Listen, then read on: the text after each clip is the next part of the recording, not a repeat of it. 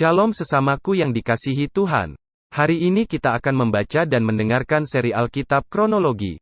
Selamat mendengarkan. Setelah diputuskan bahwa kami akan berlayar ke Italia, maka Paulus dan beberapa orang tahanan lain diserahkan kepada seorang perwira yang bernama Julius dari pasukan Kaisar. Kami naik ke sebuah kapal dari Adramyttium yang akan berangkat ke pelabuhan-pelabuhan di sepanjang pantai Asia, lalu kami bertolak. Aristarkus, seorang Makedonia dari Tesalonika, menyertai kami. Pada keesokan harinya kami singgah di Sidon. Julius memperlakukan Paulus dengan ramah dan memperbolehkannya mengunjungi sahabat-sahabatnya supaya mereka melengkapkan keperluannya. Oleh karena angin sakal, kami berlayar dari situ menyusur pantai Siprus. Dan setelah mengarungi laut di depan Kilikia dan Pamfilia, sampailah kami di Mira, di daerah Likia. Di situ perwira kami menemukan sebuah kapal dari Alexandria yang hendak berlayar ke Italia. Ia memindahkan kami ke kapal itu.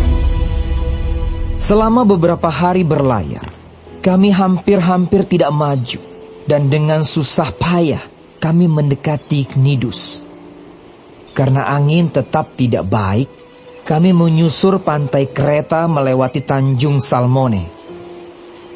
Sesudah kami dengan susah payah melewati tanjung itu, sampailah kami di sebuah tempat bernama Pelabuhan Indah dekat kota Lasea. Sementara itu sudah banyak waktu yang hilang. Waktu puasa sudah lampau dan sudah berbahaya untuk melanjutkan pelayaran. Sebab itu, Paulus memperingatkan mereka. Katanya, "Saudara-saudara, aku lihat bahwa pelayaran kita akan mendatangkan kesukaran-kesukaran dan kerugian besar. Bukan saja bagi muatan dan kapal, tetapi juga bagi nyawa kita."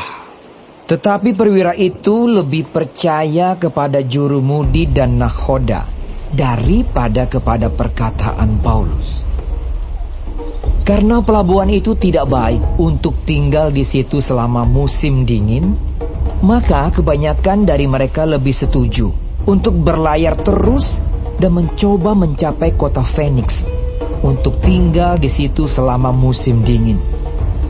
Kota Phoenix adalah sebuah pelabuhan pulau Kreta yang terbuka ke arah barat daya dan ke arah barat laut.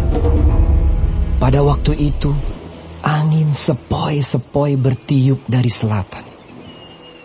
Mereka menyangka bahwa maksud mereka sudah tentu akan tercapai. Mereka membongkar sau, lalu berlayar dekat sekali menyusur pantai Kreta.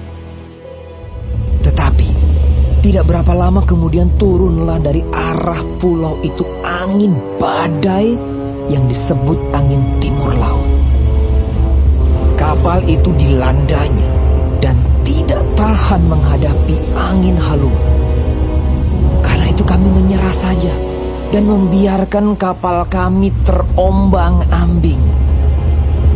Kemudian kami hanyut sampai ke pantai sebuah pulau kecil bernama Kauda. Dan di situ dengan susah payah kami dapat menguasai sekoci kapal itu. Dan setelah sekoci itu dinaikkan ke atas kapal, mereka memasang alat-alat penolong dengan meliliti kapal itu dengan tali. Dan karena takut terdampar di beting Sirtis, mereka menurunkan layar dan membiarkan kapal itu terapung-apung saja. Karena kami sangat hebat diombang-ambingkan angin badai, maka pada keesokan harinya mereka mulai membuang muatan kapal ke laut. Dan pada hari yang ketiga, mereka membuang alat-alat kapal dengan tangan mereka sendiri. Setelah beberapa hari lamanya baik matahari maupun bintang-bintang tidak kelihatan, dan angin badai yang dahsyat terus-menerus mengancam kami, akhirnya putuslah segala harapan kami untuk dapat menyelamatkan diri kami. Dan karena mereka beberapa lamanya tidak makan, berdirilah Paulus di tengah-tengah mereka dan berkata, "Saudara-saudara, jika sekiranya nasihatku dituruti, supaya kita jangan berlayar dari kereta, kita pasti terpelihara dari kesukaran dan kerugian ini. Tetapi sekarang, juga dalam kesukaran ini, aku menasihatkan kamu, supaya kamu tetap bertabah hati. Sebab tidak seorang pun di antara kamu yang akan binasa, kecuali kapal ini. Karena tadi malam, seorang malaikat dari Allah, yaitu dari Allah, yang aku sembah sebagai miliknya, berdiri di sisiku, dan ia berkata, 'Jangan takut, Paulus. Engkau harus menghadap Kaisar. Dan sesungguhnya, oleh karunia Allah, maka semua orang yang ada bersama-sama dengan engkau di kapal ini akan selamat karena engkau. Sebab itu, tabahkanlah hatimu, saudara-saudara. Karena aku percaya kepada Allah, bahwa semuanya pasti terjadi sama seperti yang dinyatakan kepadaku. Namun kita harus mendamparkan kapal ini di salah satu pulau. Malam yang ke-14 sudah tiba, dan kami masih tetap terombang-ambing di Laut Adria. Tetapi kira-kira tengah malam, anak-anak kapal merasa bahwa mereka telah dekat daratan. Lalu mereka mengulurkan batu duga, dan ternyata air di situ 20 depa dalam.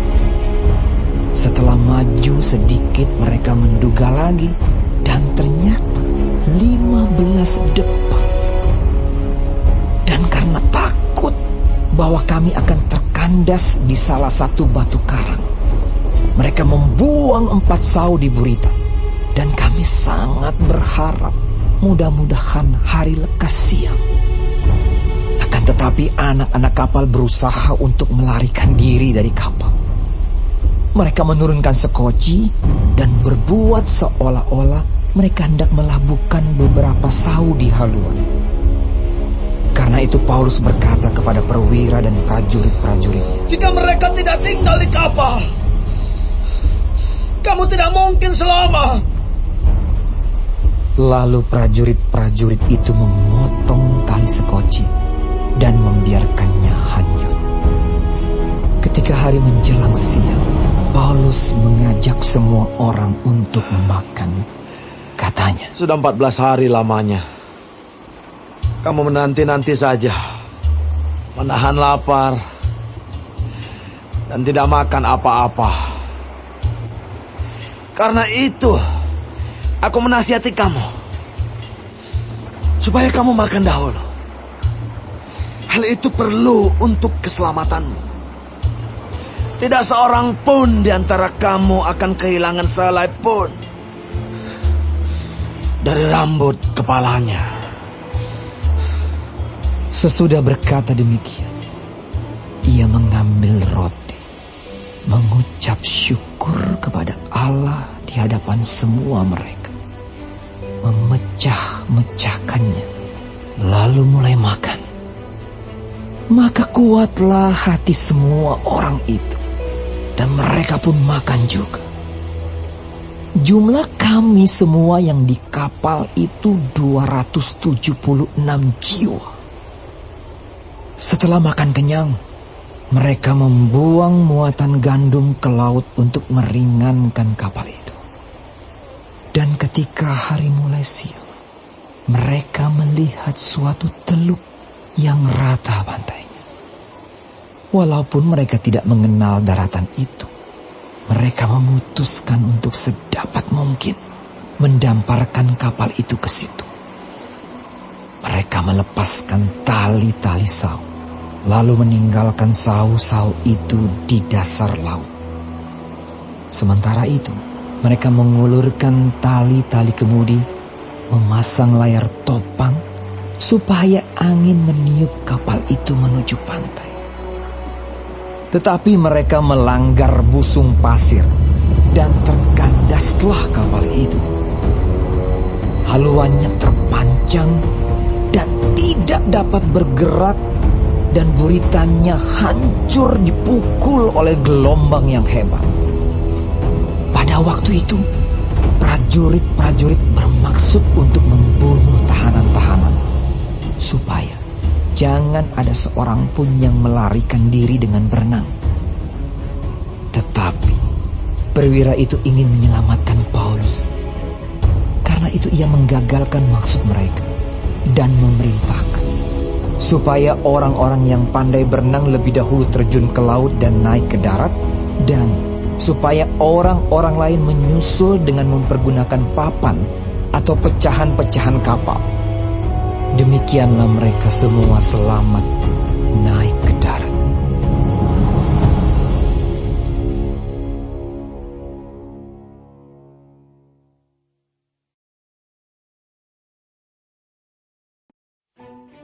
Setelah kami tiba dengan selamat di pantai, barulah kami tahu bahwa daratan itu adalah Pulau Malta. Penduduk pulau itu sangat ramah terhadap kami. Mereka menyalakan api besar dan mengajak kami semua ke situ karena telah mulai hujan dan hawanya dingin. Ketika Paulus memungut seberkas ranting-ranting dan meletakkannya di atas api, keluarlah seekor ular beludak karena panasnya api itu, lalu menggigit tangannya.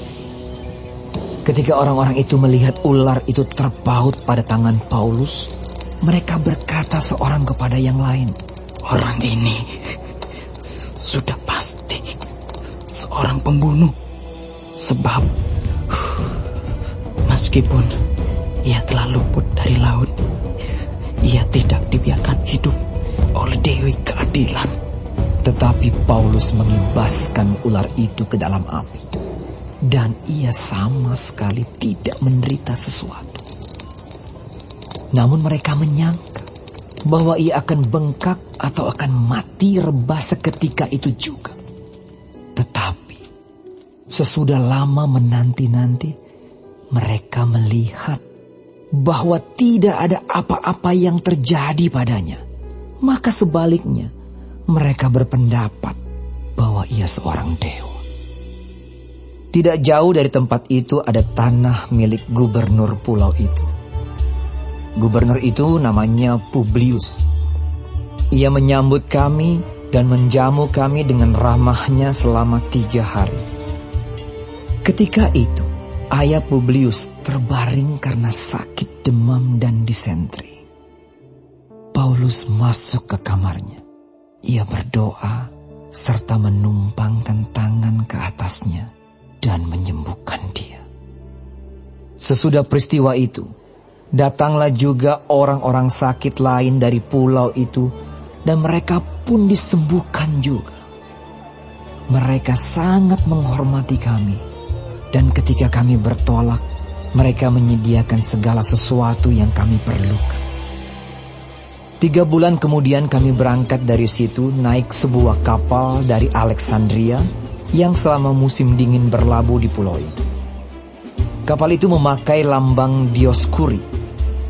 Kami singgah di Sirakusa dan tinggal di situ 3 hari lamanya. Dari situ kami menyusur pantai, lalu sampai ke Rhegium. Sehari kemudian bertiuplah angin selatan, dan pada hari kedua sampailah kami di Puteoli. Di situ kami berjumpa dengan anggota-anggota jemaat, dan atas undangan mereka, kami tinggal 7 hari bersama-sama mereka. Sesudah itu kami berangkat ke Roma. Saudara-saudara yang di sana telah mendengar tentang hal ihwal kami, dan mereka datang menjumpai kami sampai ke Forum Appius dan Tres Taberne. Ketika Paulus melihat mereka, ia mengucap syukur kepada Allah, lalu kuatlah hatinya. Setelah kami tiba di Roma, Paulus diperbolehkan tinggal dalam rumah sendiri bersama-sama seorang prajurit yang mengawalnya. 3 hari kemudian Paulus memanggil orang-orang terkemuka bangsa Yahudi, dan setelah mereka berkumpul, Paulus berkata, Saudara-saudara, meskipun aku tidak berbuat kesalahan terhadap bangsa kita atau terhadap adat istiadat nenek moyang kita, namun aku ditangkap di Yerusalem dan diserahkan kepada orang-orang Roma. Setelah aku diperiksa, mereka bermaksud melepaskan aku, karena tidak terdapat suatu kesalahan pun padaku yang setimpal dengan hukuman mati. Akan tetapi orang-orang Yahudi menentangnya, dan karena itu terpaksalah aku naik banding kepada Kaisar, tetapi bukan dengan maksud untuk mengadukan bangsaku. Itulah sebabnya aku meminta supaya aku melihat kamu dan berbicara dengan kamu, sebab justru karena pengharapan Israel lah aku diikat dengan belenggu ini. Akan tetapi mereka berkata kepadanya, Kami tidak menerima surat-surat dari Yudea tentang engkau, dan juga tidak seorang pun dari saudara-saudara kita datang memberitakan apa-apa yang jahat mengenai engkau. Tetapi kami ingin mendengar dari engkau bagaimana pikiranmu, sebab tentang Mazhab ini kami tahu bahwa di mana-mana pun ia mendapat perlawanan. Lalu mereka menentukan suatu hari untuk Paulus. Pada hari yang ditentukan itu, datanglah mereka dalam jumlah besar ke tempat tumpangannya. Ia menerangkan dan memberi kesaksian kepada mereka tentang kerajaan Allah, dan berdasarkan hukum Musa dan kitab para nabi, ia berusaha meyakinkan mereka tentang Yesus. Hal itu berlangsung dari pagi sampai sore. Ada yang dapat diyakinkan oleh perkataannya, ada yang tetap tidak percaya. Maka bubarlah pertemuan itu dengan tidak ada kesesuaian di antara mereka. Tetapi Paulus masih mengatakan perkataan yang satu ini. Tepatlah firman yang disampaikan Roh Kudus kepada nenek moyang kita dengan perantaraan Nabi Yesaya. Pergilah kepada bangsa ini dan katakanlah, kamu akan mendengar dan mendengar, namun tidak mengerti. Kamu akan melihat dan melihat, namun tidak menangkap. Sebab hati bangsa ini telah menebal, dan telinganya berat mendengar, dan matanya melekat tertutup, supaya jangan mereka melihat dengan matanya, dan mendengar dengan telinganya, dan mengerti dengan hatinya, lalu berbalik, sehingga aku menyembuhkan mereka. Sebab itu, kamu harus tahu bahwa keselamatan yang daripada Allah ini disampaikan kepada bangsa-bangsa lain, dan mereka akan mendengarnya. Dan setelah Paulus berkata demikian, pergilah orang-orang Yahudi itu dengan banyak perbedaan paham antara mereka. Dan Paulus tinggal 2 tahun penuh di rumah yang disewanya sendiri itu. Ia menerima semua orang yang datang kepadanya dengan terus terang dan tanpa rintangan apa-apa.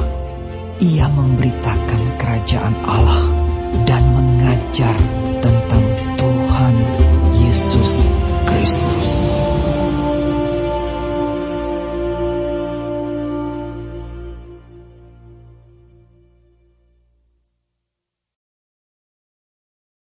Hari ini kita telah mendengarkan seri Alkitab Kronologi.